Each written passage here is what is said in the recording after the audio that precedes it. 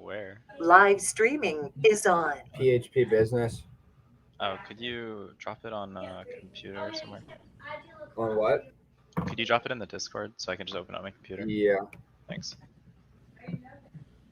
All right.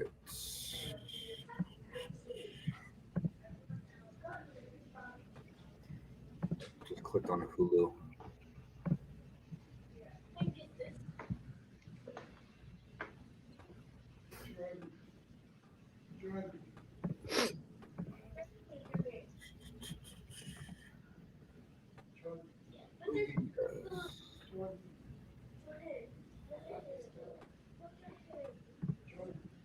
You guys say something?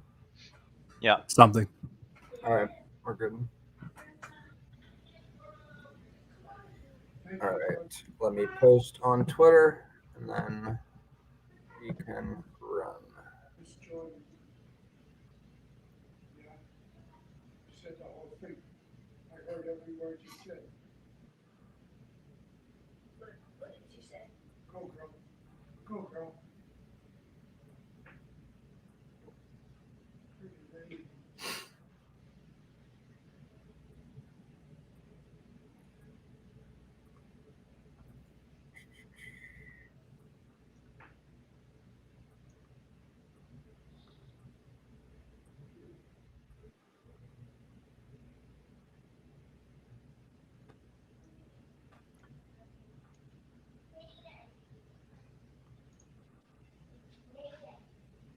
All right, I just posted on Twitter. If you could all go retweet that, Gotcha. should be good. Maybe it's right here. All right, everybody ready? Yeah. I was born ready. Yeah. Yes, sir. All right, recording. Good to go. In 5, in 4, in 3. Mute your mics. All right, 5, 4, 3. Ladies and gentlemen, welcome back to the Pizzas Here podcast, your home for all news and content surrounding the Washington Capitals of the NHL. Today we're joined by yet another special guest. He was the host of the pre- and post-game live shows for the Washington Capitals on NBC from 2011 to mid-2020. Rob Carlin, how's it going, man? Good. Thanks for having me on, boys. Yeah, thanks for coming on. We're glad that you're here today. Yeah, Today glad we could make this happen. Absolutely. Yeah. So today we actually have all four of us here today. I feel like it's been forever since that has happened. But I'm joined by Jake, Joey, and Will, and of course our guest Rob Carlin. So Rob, my first question for you is: you were a huge part of Washington Capitals fans' game day experience for so long, and what was that experience like? And what were the most enjoyable parts of doing what you did? That was the most enjoyable part, was being a part of the fans' nightly experience. Like, you know, I grew up like you guys, just huge fans of my teams, right? So the night starts with the pregame show, the game, the postgame show. It gets all part of the, you know, experiencing your team. And to an extent, the people on the broadcast are as much a part of that experience as the players themselves. So, you know, I'd walk around, you know, I was lucky enough that we did a couple of seasons of the shows live in the arena, and I'd walk around and I can't tell you how many people would stop, you know, me and Alan, or just me if I was walking by myself, and, you know, tell us that, you know, oh my God, I remember watching the Stanley Cup run, and you guys, the excitement that you guys had made it so much more enjoyable for us. And, you know, we look forward to it every night. Like, and it, again, because I know how important it is to me as a fan, it meant that much more hearing it, because, you know, that was everything to me. It's being a part of something, you know, like, it's like what players always say. It's like something that's bigger than you, and being a part of that was such a neat experience. By far the coolest experience of my career. And I had a 25-year run in TV, and, those years as the Caps, on the Caps broadcasts were definitely the most satisfying and the most fun. Yeah, definitely. Hey, Jake, I don't know if you know this, buddy, but I don't think your mic is working right now. You're muted on Jitsi. You know, We you can't see. hear you. We can't hear you. Still can't hear you. Now I see his mouth moving. Can't hear I you. thought he was muted himself, so I didn't say anything until this point. I probably should have said something. We can't hear you. Just unplug the mic. Okay. I'll go with my question, and then when he gets back, you can go with his. Call. So go ahead. So I actually have two things, but I'll start with the question. Obviously the 2018 Cup run, that was like one of the greatest experiences in this town's history. That was like crazy. What was that like from your perspective? You got to be right next to the team and all that stuff. Like you were in the building in Vegas, I'm pretty sure. Right? Like I was in the building. Yeah, I mean, we were there for like the whole ride. It started in Pittsburgh the night they eliminated the Penguins, and right through Tampa and right through Vegas. I mean, that was so much fun. And like the moments when you start to realize, like beating Pittsburgh was one thing, and then like to lose to Tampa and be on the brink against Tampa and being like, oh my God, is this really going to happen? Like, are they going to finally beat Pittsburgh and now lose in the Eastern Conference Finals to Tampa? And those two back-to-back games in Games 6 and 7 against Tampa that year. It's probably a lot of people say when they eliminated Pittsburgh, they knew they were going to win. It was the way they played against Tampa in Games 6 and 7. And I was like, well, there's just no team on the planet right now that's going to beat the Caps. And even when they lost in Game 1 against Vegas, I was just like, Vegas can't match up. Like the Caps are going to steamroll this team. And once they turned it on, it was so much fun to watch because, we all as fans, but certainly on the broadcast, we all experienced these repeated kicks to the groin year after year of, really good teams that just couldn't beat Pittsburgh.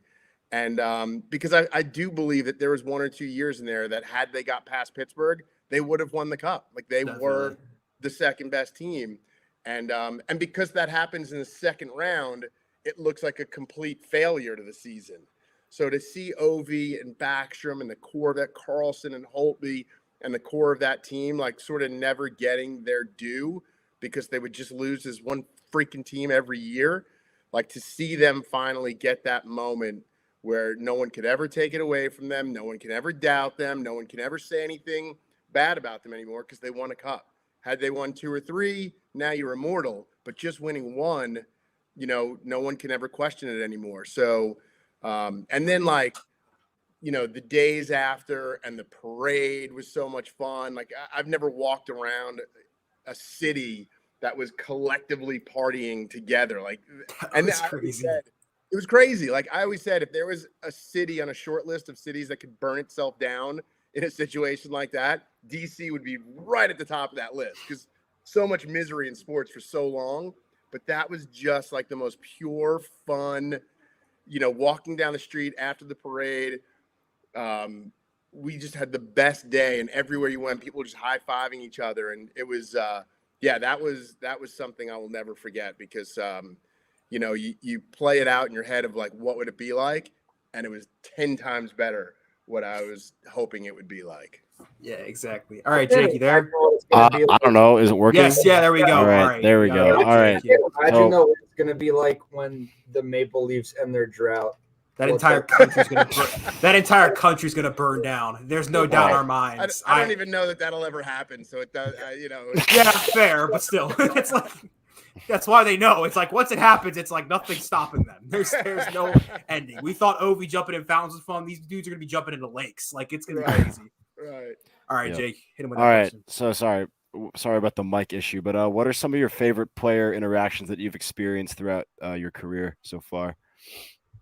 Oh man, there's a number of them.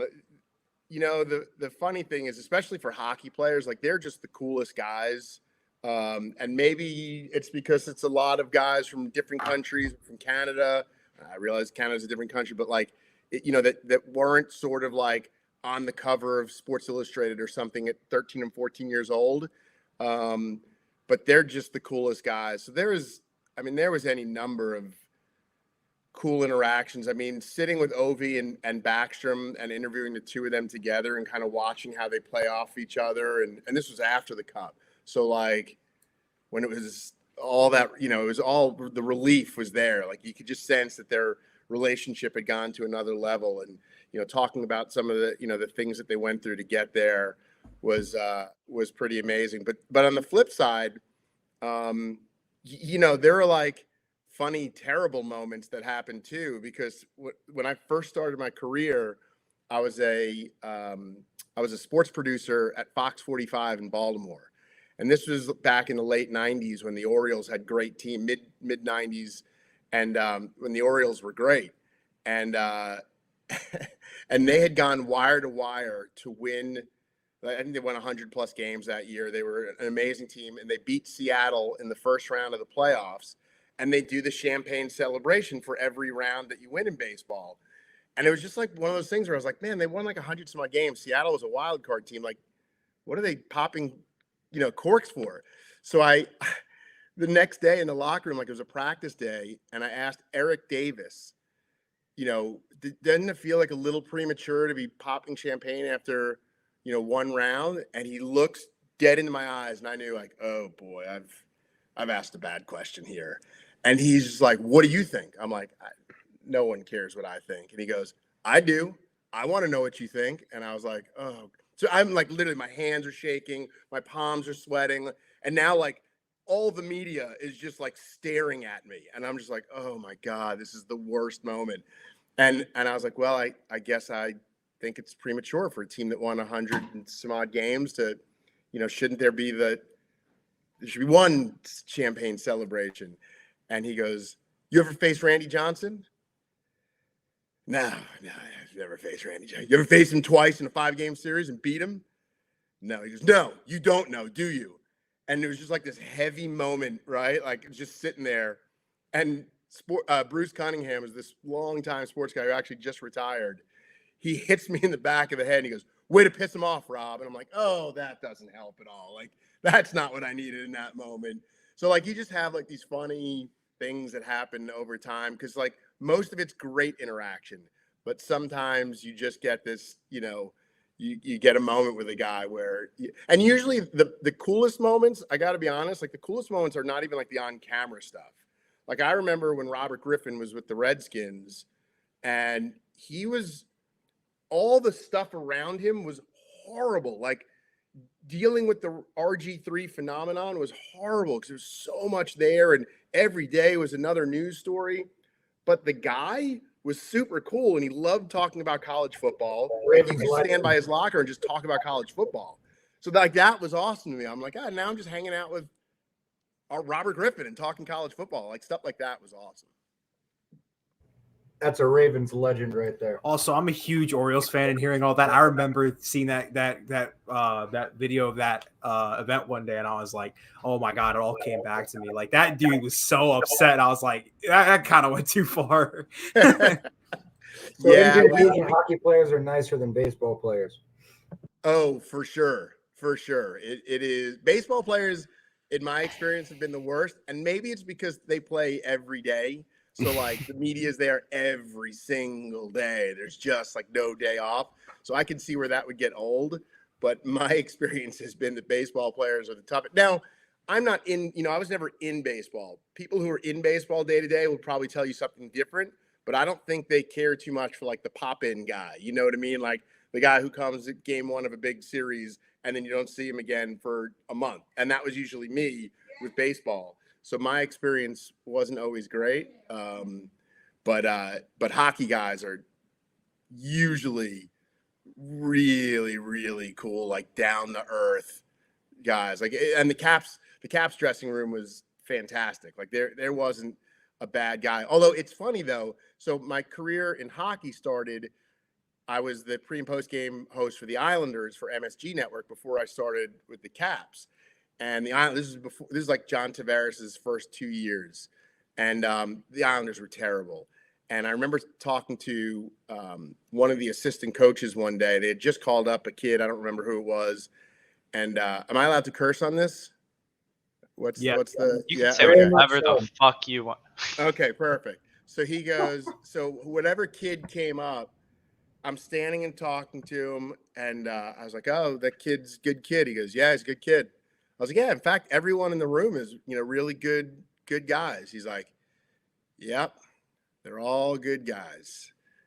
I was like, "Yeah, kind of guys you'd want to let like your daughter date." He's like, "Yep, real sweet." I was like, I looked at him and I kind of smiled. I was like, "Probably need a couple of motherfuckers in there." He's like, "Yep, need a couple of motherfuckers in the room. Like, can't just be nice guys. Like, we need guys who are like bad dudes. Like, you need a couple of those in the room to make you feel better." So, like, every now and again, to bring in a guy that you go, something's off about that dude. Like, those guys are usually Alan May was one of those dudes. And I worked with him for years, super guy, but something's a little off. So you need guys like that in a room. Will. Yep. Sorry, I forgot to unmute. So Alex Ovechkin got 45 today. He had a nice empty net, which is, for how many amazing goals he's scored, I feel like he's earned the right to tap those in. So how Amen. many? You skipped your first question, Will. Wait, am I reading the wrong one? Oh Yeah, my your goodness, second I question. was reading off memory. I just forgot about Can we just split the order? Is that okay? Or I guess it's not Yeah, really related. sure. Sorry, we'll go back to that. We've Okay. seen that you have your own podcasting experience, and we were wondering, what have you done with that, and like, what would your advice be maybe to some smaller, younger podcasts? So I did my podcast for a while after, after I was let go at the TV station. I wanted to still be part of the Caps community, and I felt like that was my opportunity to kind of stay in the game and see where the future would take me. And I enjoyed it. And I really think the two bits of advice I would probably give, and this is to podcasters or someone trying to get into the business, is one, be super prepared. Like, there's no such thing as over preparing. Like, even if you don't get to something, there'll never be that moment where you're going, "Oh my God, what am I going to ask next?" Like, just know about your subject. And it doesn't even have to be like, you don't have to know like where I grew up to know about the subject, but know my career, know what I've done, like, do that work. Find something that you think someone else didn't find and figure out how to make that interesting. You know what I mean? Like, there's always bits of information with whoever you're going to talk to. And then once you find that information, find how that makes it relatable and fun and funny for people to listen to. Because again, anyone could just ask a question. You want to maybe ask the question in a different way that they're not asked all the time. And I think that being yourself is key. I once had, early on in my career, I was working in Salisbury at small market TV on the Eastern Shore of Maryland. And a woman probably in her 60s that worked at the TV station said, "I don't know what you're talking about, and I don't particularly like sports, but you just seem to be having so much fun that I enjoy watching you." And I was like, well, that's the ultimate compliment, because I can get dudes like you to watch sports. You care about sports. Like, of course, you're going to watch it 25 after the hour, back when, the only way you could get news was on your 6 and 11 o'clock news. But I was like, if I can get her to pay attention to me, that's a huge win. That's what sways like your popularity or your ratings, or whether or not you can get another contract, is how many people want to tune in to watch you or listen to you. So I think just being yourself, I always used to say in TV, like, if you talk with your hands in real life, talk with your hands. There should be inflection in your voice, because if you were hanging with your boys and talking about sports, you'd have reaction. You'd be like, "Dude, Ovi scored his 45th today. It's nuts." Like, that's how you would talk. So when you start your podcast, don't say, "Alex Ovechkin scored his 45th goal today, continuing his assault on Wayne Gretzky." That's not how you would talk. So be yourself, talk the way you would talk, have fun with it. And that takes a long time. Like, don't get me wrong, being comfortable talking and quote unquote acting in front of a camera takes a lot of practice. So you have to do it. And I used to pick one thing that I wanted to work on all the time to help myself get better. So, it's just like athletes, like game film yourself, watch it a little bit, see what you like and don't like, and figure out how to, build on what you like and fix what you don't like. That's good advice. Thank you. Sure. So, what are some of your favorite Capitals memories outside of 2018? Because obviously that's pretty high for everybody. Yeah. There's a lot to choose from, actually, because like I said, like doing that job was so much fun for me. So but it's little moments too. Like I told this story on my last night on the air. We were literally getting ready to go on my first pregame show back in 2011, 2012, whatever it was. And Alan's sitting next to me. I'd met him once. And so I didn't really have like chemistry with him. And they're literally counting down. They're like 5, 4, and he's scribbling something down on a piece of paper. So I'm like, what is he writing? And he slides it over to me. And they're like 3, 2. And I look down and all it says is, "Are you a Jew?" And I looked at him like with like a look, and he goes, "I knew it." And I was like, "What?" And they're like, "Go." And I was just like, at first I was like, oh, I'm going to like this guy. Like just right off the bat, trying to get me uncomfortable. And I am Jewish, but like he knew. It's kind of like what I said, like do your research. Alan did his research. He found something that would be funny. And we started the show like basically giggling, like our very first show ever together. We were already like laughing in the first few minutes. And I was like, oh, this guy is going to be a beauty to work with.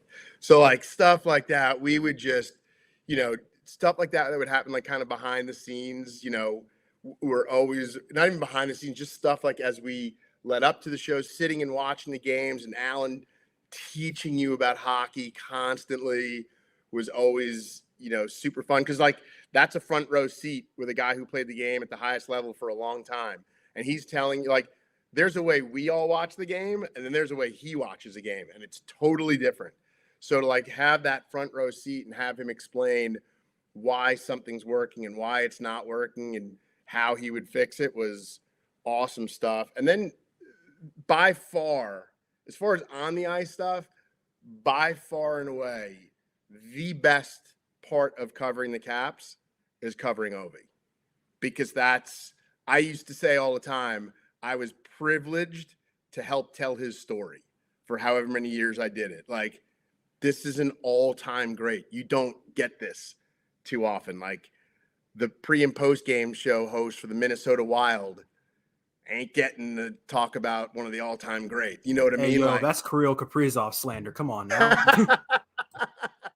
And maybe he'll be that dude one day. Nah, he ain't gonna be on Ovi's level. Let's be real. No, like, and he's it's just, good. I mean, like, he's good, but like even just saying now, Ovi scored his 45th today. Like I remember a couple of years ago when people were like, "Oh, he's gonna slow down, and then it'll be 30 goals and 20 goals," and I was like, I guess I don't see it that way. Like, dude hasn't slowed down yet, and I always used to say, if you doubt Ovi, that's a you problem, not a him problem.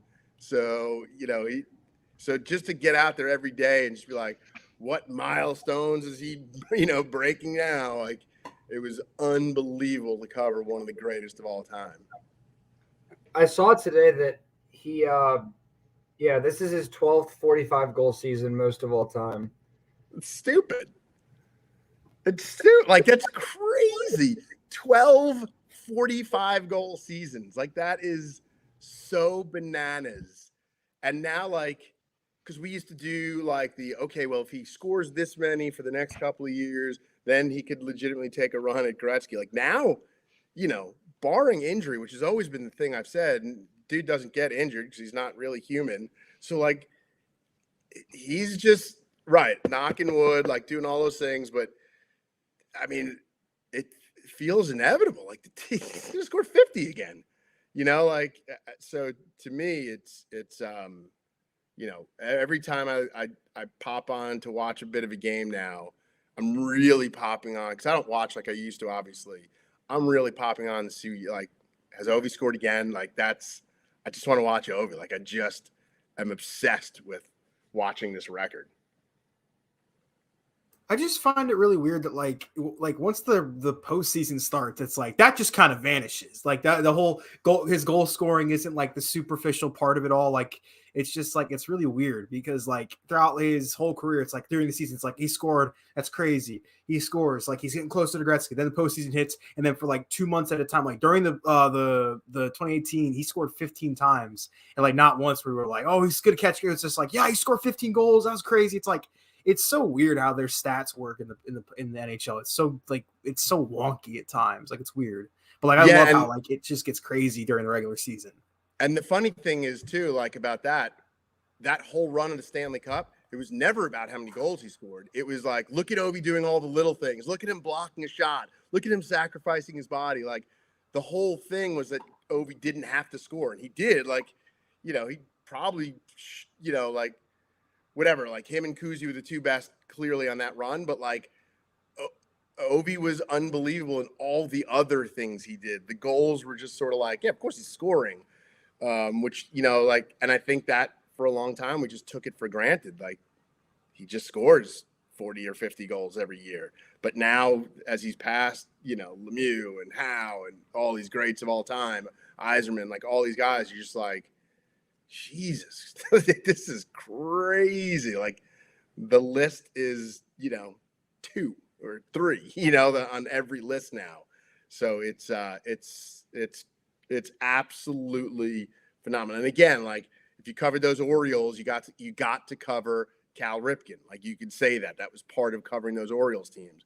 This generation, you got to cover Ovi. Yeah, I've said that a couple of times about this season. Like, even if this season as a team amounts to nothing, it's definitely like been a good season in the sense that like it feels like every other night Ovechkin's hitting some other milestone or breaking some other record or passing someone else on some list, and all those lists keep shortening as the years going by. So it's definitely been fun to watch. Yeah, I mean, like when and again, those names that we're mentioning, like these are the greatest players to ever play the game, and he is cruising past them. Like, like Jágr feels like it's so far in the rearview mirror. And like the really crazy thing is like Jágr took like 20 some odd years to score that many goals. Ovi did it in like 15. Like, like the goals per game is just like crazy. And yeah, I'm, empty net, one timer, flyby tip in. I don't care how he gets them. Like I always say, they don't rate them. They just add them up. And, this season hasn't clearly been the season Caps fans want. I don't know if they're really set up to make a deep run in the playoffs. A great weekend, but the goaltending scares the bejesus out of me. But whatever, man. Pump Ovi's goal scoring right into my veins. Like I can't get enough of it. So when we had Joe Beninati on our show last year, and we were talking, as we do every week, about Ovi's goal scoring because it's such a prominent thing. But when we were talking to Joe Beninati about what it would be like if and when Ovi breaks that record, I made a promise to Joe Beninati that I would get his goal call tattooed somewhere on my body when that day comes. So I'm still living up to that. I'm excited at the prospect of it. So I have no fear. That's amazing. So like, this immediately gets my mind thinking. So like, is it like, how much of his call? Like, is it start from like score? The entire thing. It depends. If it's because, Joe Beninati, I mean, he's said this multiple times. He said it multiple times to us. Like, as the play-by-play guy, you can only hope that it's a clean goal so you can make a clean call and it's just crisp and on the money. And he says from his perspective, it's not his show, it's the player's show. So he's going to say his 1 or 2 lines and then shut up. Like, not like those are his words. Like, I'm going to say my line, I'm going to say my piece, and then I'm going to be quiet and let them have their moment. It's not my moment, it's theirs. So hopefully he doesn't go on too long so I don't have to cover too much of my body, but I'm prepared for the worst. I'm just hoping that it's like a long build up, like a couple of different passes then the score, then like there it is, there's the record. He stands alone. The great 8 has passed the great, the great one. Like I just hope it's not a lot of words for Joe B, but just enough that it covers quite a bit of your body. Like that's, that's what I'm all for it. I'm all for it. Yeah. But it's funny because when you first said that, my immediate 2 thoughts for Joe B were, A, I hope it's not a national game because Joe B, if he can't call that goal, they're gonna make him call every single game when he's like 2 or 3 away. They're gonna make him. They're gonna every national broadcaster's gonna be like, bring Joe Beninati on. It's not a question. Hope so. If the national broadcast, then I'll have to call him on the phone and listen to him call the game personally to me or something. Yeah. Like the dude deserves to call that goal. And then the second thing is what Joe said was, I hope it's a clean, I hope it's a one-timer from The Office, that it still hurts though we didn't get to listen to him call the end of the cup run, but hopefully he gets this one. I know. That was Joe was with us for Tampa, and he wasn't in Pittsburgh with me and Alan, but he was with us in Tampa and Vegas. And so he did all the reporting pre and post game, and did all the interviews. But I know it was killing him. Anyway, it's not him; it's every local broadcaster's in the same boat. So it's not like it's a personal thing to Joe B. But it killed him like it would kill any other team broadcaster that doesn't get to narrate those moments. Definitely. Yeah. Speaking of Ovechkin goals, even more, what is your favorite Ovechkin goal ever? What's your personal favorite? So like the one where he tips it off the boards and goes in, like that's a great one. The Simply Sensational, against the Coyotes, like that's an amazing one. But I wasn't around, like I've seen them enough that I feel like I was around for it, but I wasn't part of those Caps years.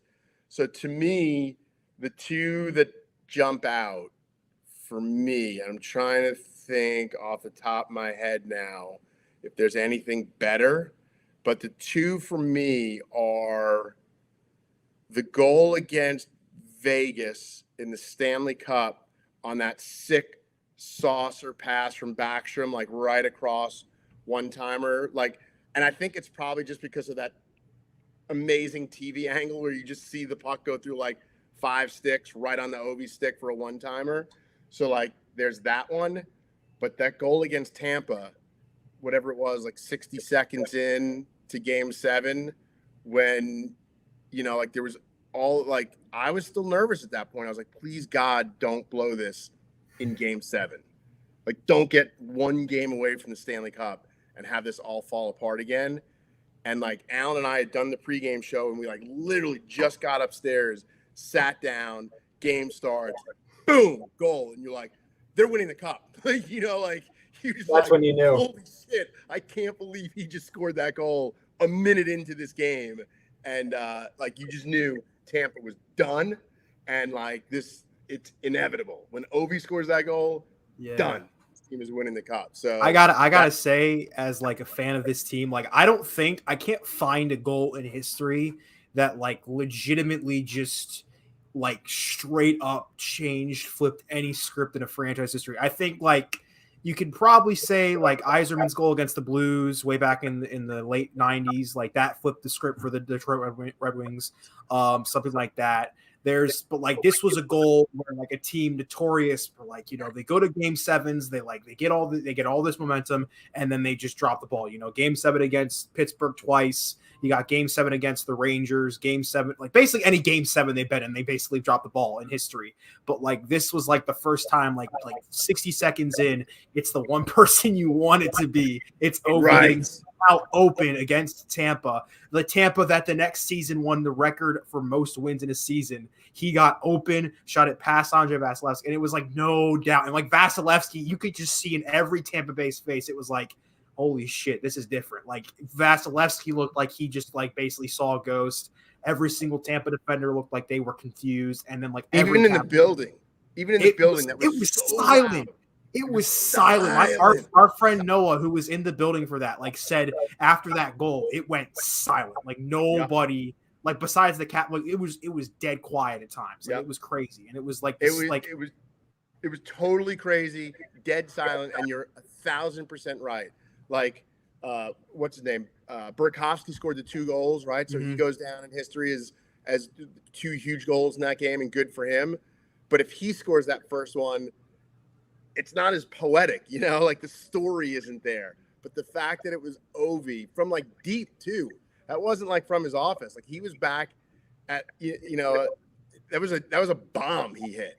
And yeah, that was it. Like he just pumped that in and took all the life out of that building. So like he scored a big goal in the Pittsburgh series too on a feed from Backstrom. But again, that was like people forget about it because of the Kuzi goal to eliminate them. So like there are so many great OV goals, but to me that Tampa one for exactly what you're saying, man, is just like, holy shit, this is gonna happen. I also want to say one more that some people may not think about a lot, but the first goal in Game 3 against Vegas, that's one of my favorites. That's one of my favorites too, because it's like it's the same thing. It's like, you know, the whole game, it feels like, you know, Marc-Andre Fleury's got Vegas. They're going to start trying to steal the series back from us, and then all of a sudden there's like 30 people throwing the puck on net. Every single person, Carlson, Wilson, Kuznetsov, everybody tried to throw the puck on net, and then Ovechkin's able to get it in. Like it's nice that he has pretty much every single poetic goal besides the one that eliminated Pittsburgh. Like if I had to pick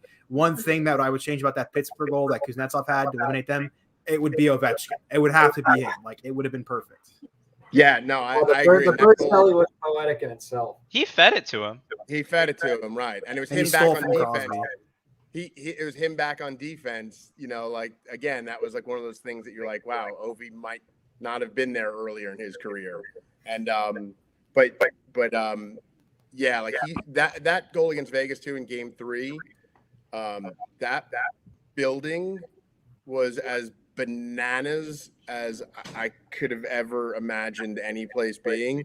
And that's another one of those, like, again, like Game 1, you're like, I still don't think Vegas matches up. Game 2, the Caps win, you feel pretty good. Game 3, you're right, like, oh God, is Fleury going to do this again?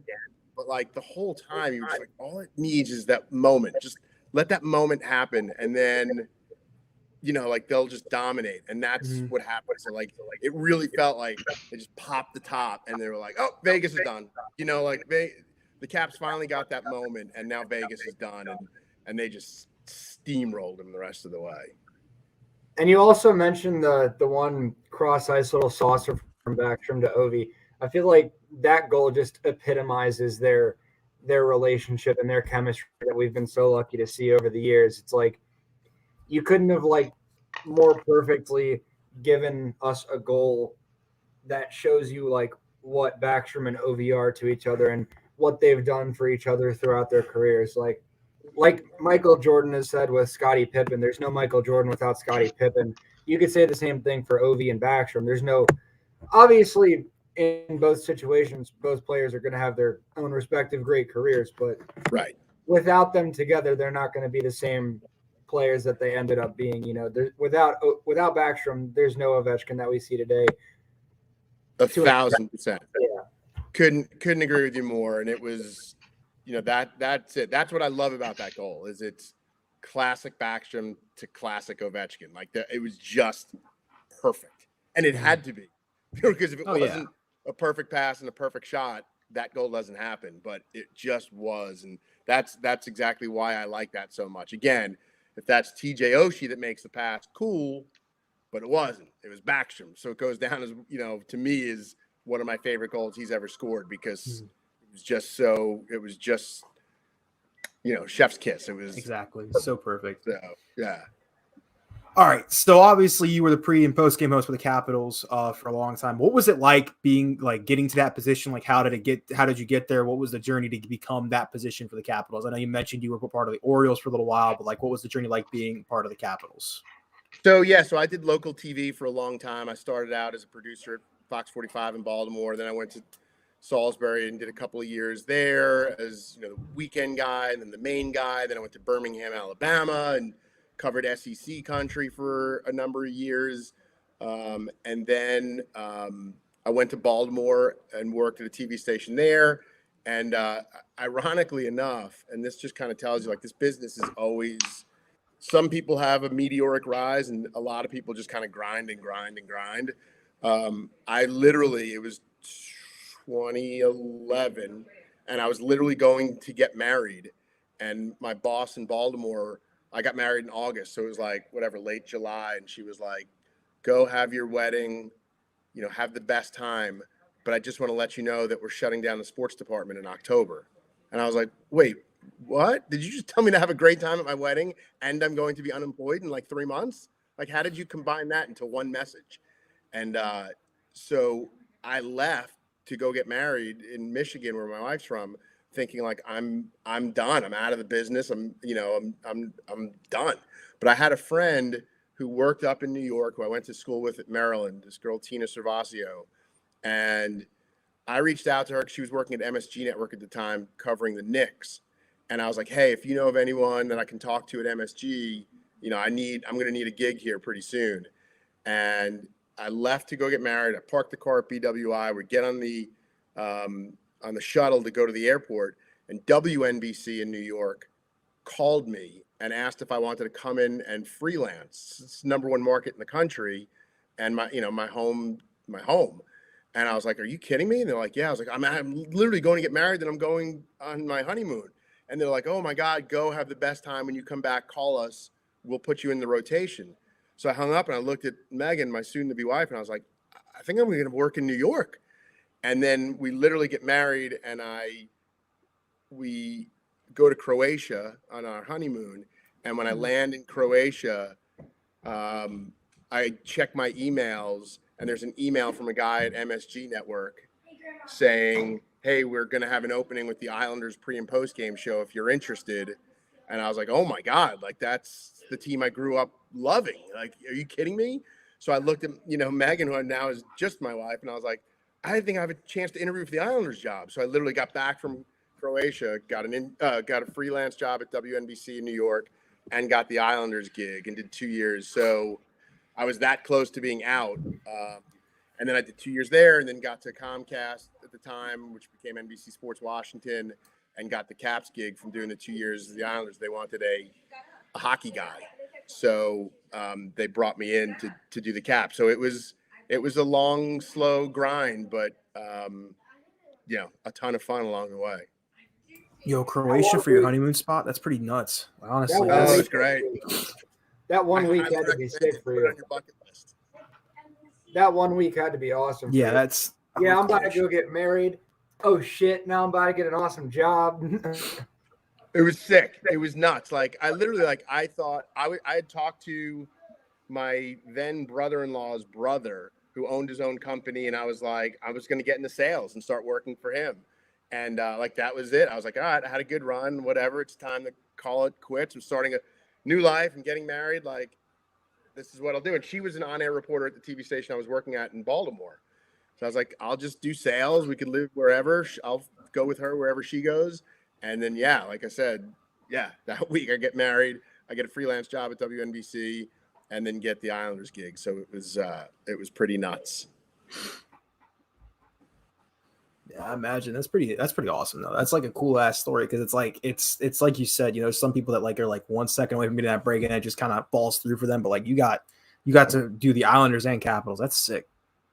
Yeah, and and I remember the first time I filled in as a freelancer at WNBC in New York, and I did the 11 o'clock news, and that's a pretty big deal. Like, everyone that I knew growing up watched Channel 4 News. And I walked out, and I was standing outside of 30 Rock, right? It's 30 Rock, like a place you just kind of see on TV or whatever. And I stood there, and I was looking up. I was like, I just worked at Rockefeller Center, 30 Rock. And I get out, and I had texts and Facebook messages and voicemails from people I grew up with. Did I just see you on the 11 o'clock news? So I was like, oh my, so I was walking the streets oh my God, I just reached the pinnacle. I worked in New York, the #1 market in the country. And then I got lucky enough when I was at NBC Sports Washington, 2018, it was the Olympics year. And so they obviously sent all their hockey people over to the Olympics, but they continued the NHL on NBC game of the week through the Olympics. And I filled in doing the pre and the intermission for the NHL on NBC for 3 straight weekends. So I'm like with Doc Emmerich, working with Doc and those guys. So I was like, this is crazy. This is a great story too. They come to me and like you're treated like you're at network when you're at network. Like they wait on you hand and foot. So like they called me in the morning. Would you like us to deliver coffee? I was like, I guess. Like, is that something that's expected? And they're like, yeah. So they just dropped the coffee. Like, what do you want for lunch? We're putting in orders. I was like, this is crazy. So they come to me at one point and they're like, hey, after the game, I know you have to go catch a flight. So does Doc. Do you mind hopping in a car with him? And I was like, yeah, I'll ride to the airport with Doc Emmerich. Okay, I'll do that. So we get in the car. It's just me and Doc and like a woman that works for NBC who's amazing. She was she was the one like calling me all the time and saying like, what do you need? What can we get you? And we're driving and I'm just, I'm like, so Doc, tell me about like how you got started in with your career. He's telling me these amazing stories and doing radio and all this stuff. And it's Doc Emmerich. He's talking like Doc, but he's sitting right next to me right there in the car. And I was like, I was literally like, I was just on national television. And this is by far the coolest moment of my whole day. Like, this is amazing. So he's telling me the story, how he used to listen to Vin Scully and how much he loved Vin Scully, legendary Dodgers broadcaster. So he's like, my brother, is the biggest Vin Scully fan. It's his hero. And he goes, one year I'm supposed to introduce Vin at a award show, and I had never met him in my life. But Vin doesn't travel to the East Coast anymore, so he wasn't coming to receive the award. But he called me, and in my house where I was staying in Florida, my cell phone only works in one room. So my cell rings. I don't know the number, but I have to go to this other room. Meanwhile, my brother is watching TV. And I said, hello? And he goes, Doc? Yes? Vin Scully here. And now Doc is doing a dead-on Vin Scully impersonation in the car. I'm like, this is a TV nerd's coolest moment ever. Like Doc Emmerich doing if I would have shut my eyes, I would have thought Vin Scully was in the car. And he's like, meanwhile, I can't go get my brother because if I leave the room, my phone's going to lose service. So I was like, this is the greatest 30-minute ride to an airport anyone could have ever had. So, that was definitely on the bucket list. I never thought I would check that box, but riding in a car with Doc Emmerich was, just right at the top of coolest moments in my career. I gotta think he's the greatest sports announcer that maybe since hockey's not as big, not as many people would have him there, but like in terms of like giving consistently just iconic casting, I feel like he's as good as it gets. When his voice raises, like my heart would start to pound, like oh god, it's like score. That's I love that. Yeah, like sometimes there'd just be a rush, and your heart, you like sit up in your chair just from the sound of his voice. It was he's absolutely incredible. Episode title proposal: Car Rides with Doc. No, that's it. That's the one. Not what's up, Doc. Nah, it's a little too on the nose. All right, well, you're up. All right, Car Rides with Doc is like comedians in cars getting coffee with Seinfeld. Like, I would definitely watch that. I would definitely stream those shows. If you just did Car Rides with Doc. All right, so I tried to ask this earlier because I had blanked, but Ovechkin's got 45 and 72. He has the most 45 goal seasons of all time, by the way, and most relevant 50 goal seasons since Gretzky was shooting on empty nets his whole career. But how many do you think he gets this year? And I'm going to add on to this question, even though it's not in the script. He has 120 to go to catch the great one. How many seasons does he need? This has been going on for 7 years now, right? Like we've been trying to back time. All right, so if he does this and then he does this, even if he drops off to 30, he could still do it. So that's what he is now. He's just 120 away. It's ridiculous, right? It's like I feel like this season is when I've started to realize like this is becoming more of a win. Because 120 goals, for an average NHLer is a great career. But for Ovechkin, that's he's always just going to be able to sit in the left circle and slam the puck, and that's going to get him a decent number of goals every year, and it's starting to feel like an if, or win, sorry. Or what? Yeah, no, it's Did you just say if? Did you just say if? Do you want to get kicked off the podcast? Oh my goodness. It's it's not. Joey, I need to take you down to earth with the all the threats to kick people off the podcast. Relax. Is that your go-to move? Okay, I did it once today. God. I did it once today. You literally tweeted it at me earlier. He only says it to Will, though. He never doesn't threatens like me me or Jake like he's our ruler now. You guys I'm know just not saying. to mess with Also,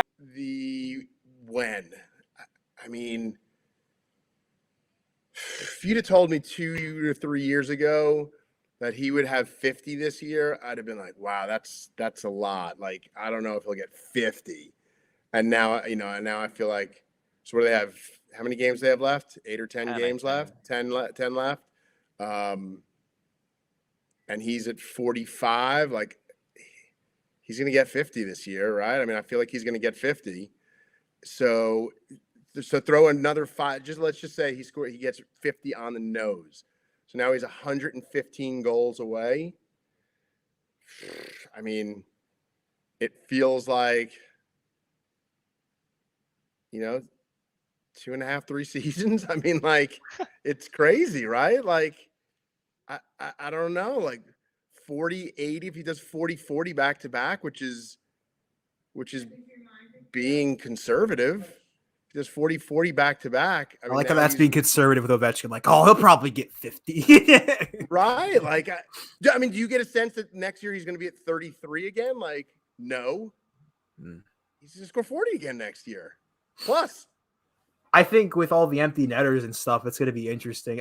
It's tough because I'm in your boat where it's like you're sort of on the fence. Like, you don't want to keep predicting the future because we've gotten so lucky that it's just like, oh, well, he's going to have to do this. And it's like, oh, he did that easily. He's going to go for 50 every single year. It's like you're trying to kind of be like, is this enough for this season? Like somebody said this year, how many did he need this year to break the record in 5 years? Was it 33 or something? I think it was at the start of this year. He needed like 33 goals over the next 5 years to. Here, let me go back to my biggest tweet to date. He literally already has that. I posted this picture of the guy, explaining something to the girl at the baseball game, and I said, okay, so basically Ovechkin only needs 165 more goals to beat Gretzky's record. He needs to average 33 per season for the next 5 years to pass him. But Gretzky was playing against standing goalies and shitty defenses, so he's pretty much So yeah, going into this year, he needed 33 per year for 5 years. So he's already got 12 more for next year. I'm excited to see what that number is, so I can recreate that tweet at the. So he could literally have an off year next year, which that I have to knock on wood. It's not going to happen, but still, it's like he would still have. Like he's gonna beat Gordie Howe next year. He's gonna beat a person who played hockey in 5 decades. This man was playing hockey during I'm pretty sure like when the Soviet Union was technically what they were called. Like it's insane, and now it's gonna be catching up to Gretzky. Like there's gonna be such a lull. That was like 30 years ago, Joey. That's gonna be such a wait, lull. But how many goals away from Gordie Howe is he now? I think 24. Yeah, so he gets that. He gets that by what? Beginning of next season. He's probably gonna get next year, he's gonna it's gonna be Gretzky and him by middle of next season. Yeah, and it's gonna be so hard because you're just gonna be watching for that long period of time. It's like that's when we think this is like a crawl. That's gonna be the most immortally challenging from Gordie crawl. to Gretzky. It's gonna be so agonizing. Yeah, it's gonna be. It's a long ways. It's a lot of. It's not gonna be one season. It's gonna be a couple at least, and it's it's just gonna be dude. At this point, can the goalies just let him score? This is getting annoying. But yeah. How many do you think? I think I think we'll ask this before. How many think he's going to score this season? I don't know if you said that. I'm sorry. I totally missed that. I'm gonna say 50. I'm gonna say he gets to 50, and I'm gonna say it's gonna come down to like the last game or so. On the We play the dot. Rangers as the last game. They'll play the Rangers, and I'm like, That would be the so Rangers. great. And well, he that's the goes- thing is we're gonna have to play the Rangers, and that means we may still have to be fighting for position, and they might have to play as well. So we'll have to probably play Shesterkin in that game, and that's not going to be fun because Shesterkin doesn't exactly suck anymore. So, but I looked at the last few games. It's Islanders, Rangers down the season. We play the Coyotes, Canadians. We play them. I mean, you know, they're them. I need so 3 against both of those teams. exactly. We play. Let's just get it all in one season. You know, let's just plan it out. You know, we got 120 goals left. Let's plan it out. Let's get 50 against Arizona. Let's get 20 against Montreal. He does really well against Toronto. We play them twice, so he'll probably be pretty good. But yeah, I'm with you. I think he hits 50 easily. I don't think there's a doubt. If he doesn't hit 50, that'll be a shock. I'll be genuinely shocked. Yeah, and I'm with you. Like, not only is it going to be agonizing that the long, slow climb from Gordy to Gretzky, but it's going to be exhilarating. Like, every goal is going to be like, oh my God, now he's only this many away. Now he's only this many away. Like that, as he starts to approach, and the national attention that's going to bring to every single Caps game. I mean, at some point when he gets super close, you know, ESPN is going to be breaking in live to every one of his games. Like, it's going to be bananas when he gets close to that record. It's going to be so much fun. And I don't often miss what I used to do very much because, you know, I'm a couple of years removed from it now, and as much fun as it was, like, there is a point of going like, you know what, I don't have to work until midnight tonight, and I don't have to work on pretty much every Saturday through a hockey season, and my nights and holidays and weekends are all taken up by someone else's schedule. It's not up to me, it's up to their schedule.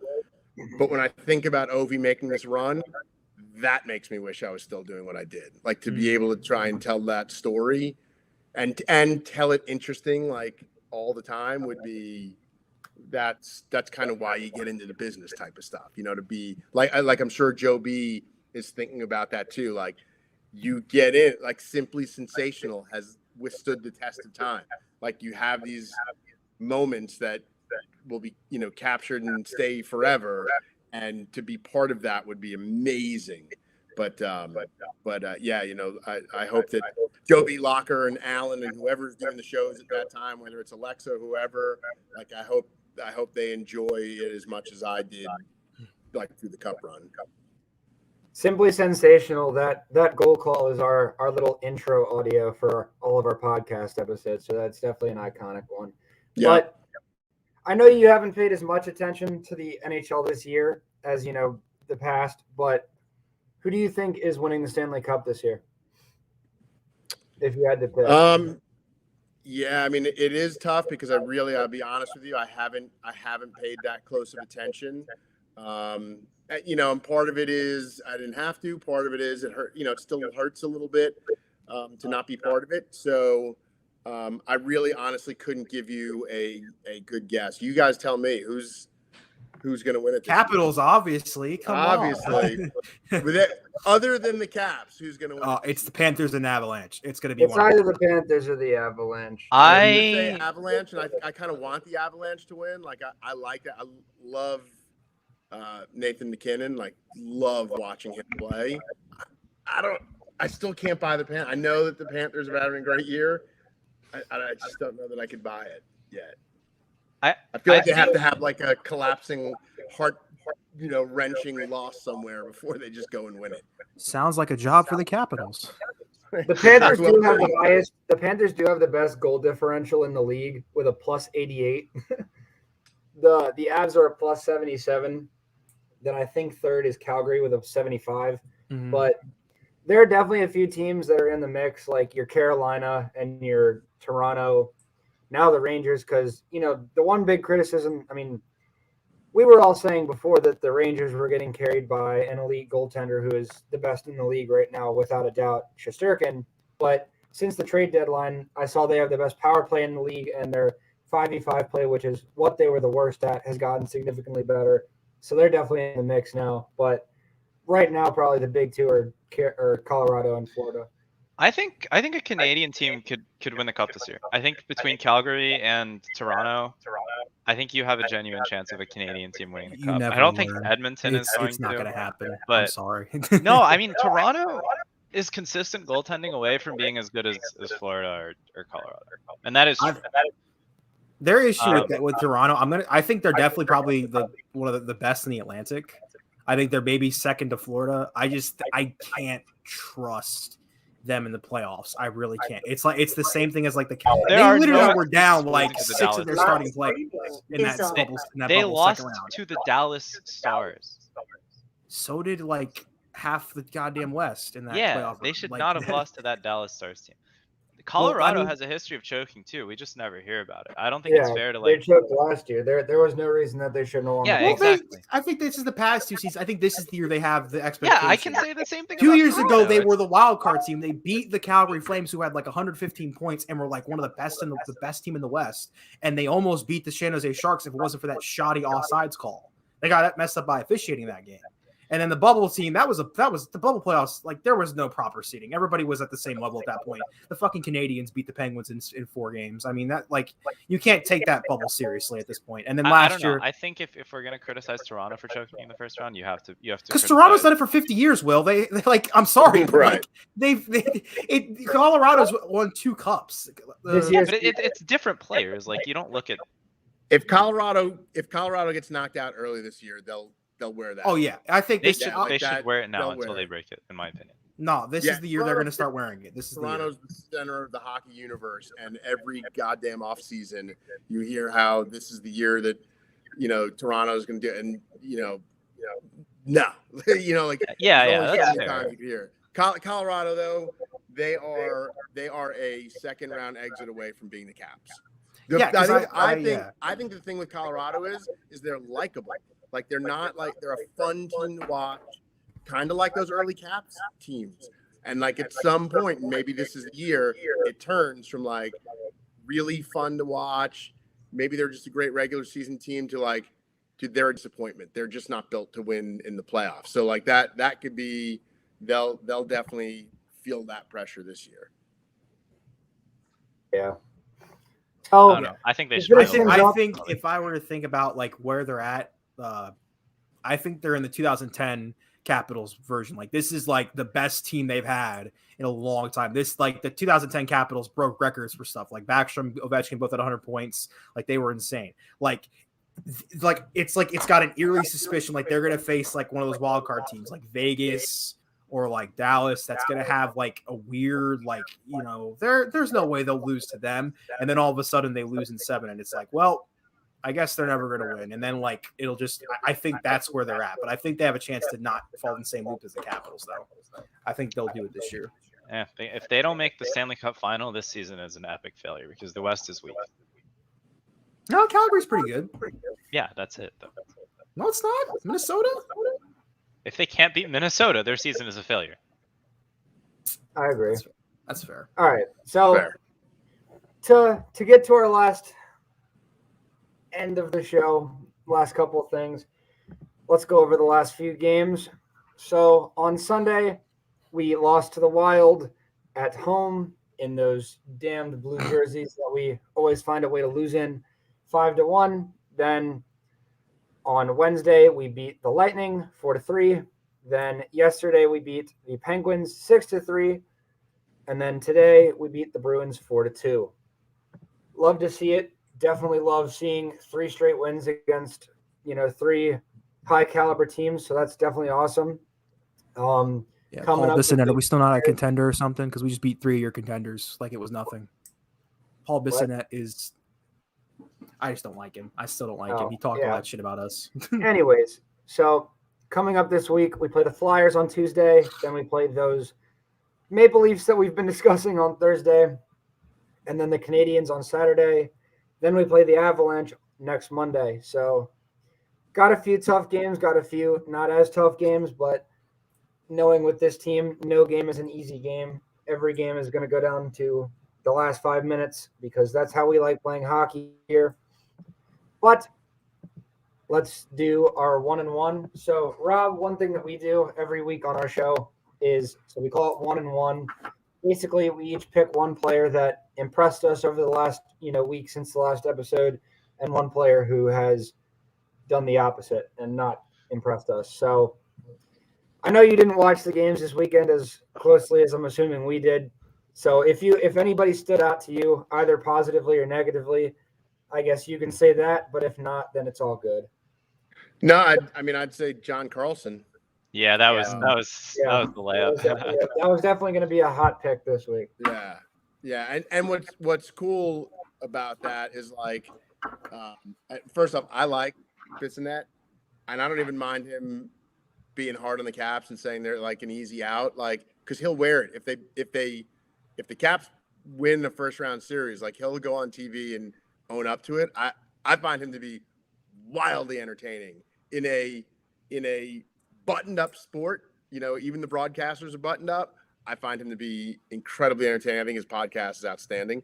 But I'm pretty sure, he said it the other day when Carlson had that huge game, and he was like, we mentioned all these different defensemen all year, but Carlson's still doing his thing. And like Carlson, I almost feel like has to have tremendous numbers or he just doesn't get the recognition that he probably deserves. And I know there's flaws in his game, but I liked seeing Carlson get some run on a national game where, you're like, all right, yeah, let's talk about John Carlson a little bit. Cause I like John Carlson's game. So I was happy to see that. I think that was the single best game played by a Capital all year. He was pretty good, man. He was pretty good. Jake, Yeah, I'll go. So I'm gonna go with Martin Ferravari as my one good one. Yes, it feels so good to do that to someone else. And I just think he's been playing really well. Like these last couple of games, but the player I feel like hasn't been playing well is Oshie. I feel like in these like games against important teams, against people we might face in the playoffs, he has like 1 point in the last 3 games, I think. And I know he's been kind of dealing with injury for this season, but I feel like he just doesn't look the same as like we kind of know him to be. But that's all I have to say. Yeah, you're right. For my pleasant player this weekend, I'm gonna say Tom Wilson. He had a goal. What was it? Sorry. He had a goal today, and he had a goal and an assist in our win against Pittsburgh the other day. And obviously we know the forte of his game isn't scoring. It's being a big body and a presence around the ice to open up space for other people. Obviously, together with being an enforcer that we know and love. But it's always nice seeing him score. I'm mad at Peter Laviolette. Peter Laviolette is my bad player this week. Marcus Johansson on the top line and Garnet Hathaway on the top line are not good. It's as simple as that. It doesn't work. Neither of those work. Our good friend Stat Guy Blake that we've had on twice this year posted something today. It was the last 25 games. So this stat is from the last 25 games this year. And when Hathaway and Ovechkin are on the same line, their expected goals for percent is 26.35. Garnet Hathaway's without Ovechkin, his expected goals for percentage is 53%. And Ovechkin's without Hathaway, his expected goals for percent is 42. So both of them respectively are significantly better when playing apart from the other. Both great players, both important parts to this team in their respective roles, but they don't work together. So Laviolette, please stop doing that. I know I'm not a genius. I know I'm not an NHL coach, but the numbers don't lie, and that's it. All right, I'm going to go. But first, it looks like we have a special guest. Rob, would you like to introduce our special guest? Yes. Sorry. My daughter, Jordan, who was like just loitering over here going, can I please get on? Please get on? Oh, it's awesome. So, yeah. So, Has she been following the games? Does she have any players she wants to shout out? who's the best player? Who's your on the favorite Cap? player? Who's your favorite player? Who's your favorite player on the Cap? Come on, you know who your favorite player is. Ovi. She said Ovi. So Never a wrong answer. Perfect. well, I will say that a couple of years ago, I got to bring my girls to a game, and they were like right by the dressing room door when all the players came walking in, so that guys were giving them high fives. And Ovi walked up and gave I have twin daughters, and gave each of them a little fist bump. And I have a great picture of Ovi like leaning down and giving my girls a fist bump. So hate seeing other people live my dreams. Yeah. All right. Yeah. So I got my favorite player. I'm gonna pick Connor McMichael. It's getting really good now. Like every single time I see him on the ice, he's becoming a very noticeable presence. He's hustling for pucks. He's like driving play. He's really pushing the present. Like he's like what 5'11". He's not that big, but he's like really pushing his presence onto each team. He's like really trying to like be influence onto the game, which truthfully showcases how much he's matured this season. Because there was like a point like in like February where he was kind of struggling. He wasn't getting time. Laviolette was kind of throwing him off the lineup, and then he gets back in the lineup the other day, and he really just showcased like the stats aren't going to show up this year. I hope people realize that because he's playing third, fourth line minutes, but like next year when he gets probably a third, second line a chance at times, like he's going to be an impactful scorer for this team, and I'm very excited for the future. I'm not going to be happy about the goaltending. I don't know who needs to be taught this, but I think Samsonov, or who was it yesterday against the Penguins? It was Samsonov. How do you get beat on one side of the post by not hugging it, and then you go to the other post and do the exact same thing? Like, I get he played really well after that, but like you can't do that. And then Vitek today was like Eric Kalla, noted sniper Eric Kalla decided to take a absolute rock star shot from the left side, and it somehow got past him. Like, I don't know if I can blame him because it did at the post, but like, you got to be careful with those shots. Like, I get we're dealing with the fact that both of them are high risk, high reward at times, because literally it's like Vitek Vanacek is like, he's consistent, he's good, but there's always going to be that one point in the game where you're like, okay, what is he doing? And then Samsonov is like, he can be insane. He can be like that Vasilevsky level good at times. And then like he does stuff against Pittsburgh where like Brian Boyle and Jeff Carter score goals on him in back-to-back under a minute. Like I really, really hope they know that this postseason could be a genuine opportunity for one of them to be like, look, you don't know who the number one is heading into next year. I'm going to be him. I'm going to step up. I'm going to make those saves. I'm going to go crazy. We're going to win a cup on my back. And I hope that this week has been a wake-up call. I hope both of them being the backstops of embarrassing blowouts at home against the Hurricanes and Wild showcase that. I hope that those goals Samsonov allowed has woken him up and realized he needs to be more consistent and needs to keep the fundamentals in his eyes. I hope whatever Vitek Vanacek was thinking on that hollow shot, he doesn't think about it again. It's just, I really just want this to be the chance for them to be good goaltenders, because they can both be really good goaltenders, but they just were not good this week. And the fact that we won all three of those games honestly against Tampa, they played pretty well, but like against Pittsburgh and Boston, they almost cost us those games. And I think that shouldn't be overstated, but it needs to be talked about a little bit to where we need to figure out which one of them is going to be leading us to the playoffs. And they haven't diversified themselves from one another at this point. So 10 games left, someone's got to do something. So Will, take us down here with your favorite and least favorite. This is a tough one. You guys took a lot of the players that I thought were good. I'm trying to think of who I could say other than Ovechkin. So I guess I'll start. I know who I don't like. I know Lars Eller scored a goal today, but it was literally a deflection by Eric Halla. So, like, I don't know if that really counts. That was the funniest goal. That was really so funny. Eric Halla was just like, man. That's unfortunate. It was unlucky for sure. But I don't know. I think that Eller's been pretty poor for like not just this weekend, but like generally speaking, he has been bad. He did get a goal though. Yeah, but it was luck. It's like a Phil Kessel type player. He's like, oh, he got a goal. Oh, wait, he got scored on 3 times. Shit. Yeah, my problem with him is that like when you've got Connor McMichael playing as well as he's been playing, I think you can't justify him being the 3C while McMichael's there. So that's pretty much all I have to say about that. Who impressed me? I mean, Orlov scored a few pretty important goals, so I think I'll go with him. It's a good pick. I like Orlov. Noted fun guy, Dmitry Orlov. His goal against you go first. No, you go. He's really bad. Oh no, wait, no, he's not bad analytically. Really bad sorry. Someone on the Caps was really bad analytically. That like really surprised me. It was Backstrom. Backstrom's like terrible analytically. That's because I think this year it's kind of a mulligan because he had the hip surgery. I know next year he'll be okay. He'll be pretty good next year. That's fair. Here, I'll post it on our little server. But like, my program, We has also everything need that to I need. mention This is a score. that Ovechkin hit, what was it, 1,400 points, career points, a couple games ago. So shout out to that. It's another milestone. He's just passing. Did you Just see put it on the list. Did you see the koozie mic'd up? Yeah, When he I went did. to the ref and was like, "What did you give me the puck for?" And he's like, 1,400 points for Ove. And he's like, "Oh, okay." Like, He's like, it's another milestone, bro. He's like, why did you give me the puck?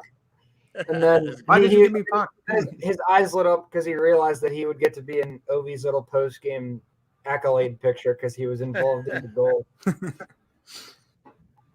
He wants to be in all of them. It's awesome. He's just like dying to be a part of it.